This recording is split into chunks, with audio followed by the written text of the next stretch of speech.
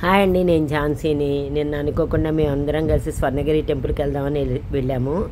అంత క్రితం జాన్వరి ఫస్ట్కి వెళ్ళినప్పుడు విపరీతమైన రష్, సరిగ్గా చూడలేకపోయాను. ఈసారి వెళ్ళి అట్లా అడుగు పెట్టామో లేదో విపరీతమైన వర్షం. ఎంతంటే అంత వర్షం, అసలు నిలబడటానికి కూడా ప్లేస్ లేదు. ఫ్యామిలీ అంతా వెళ్ళాము, చంటి పిల్లలతో వెళ్ళాము.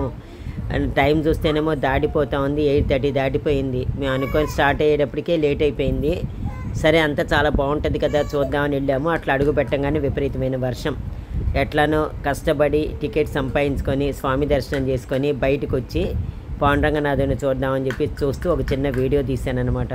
అయినా అంత వర్షమైనా కూడా ఎంతమంది జనం ఉన్నారో చూడండి. అందరూ హ్యాపీగా ఎంజాయ్ చేస్తున్నారు ఆ వర్షంలో కూడా.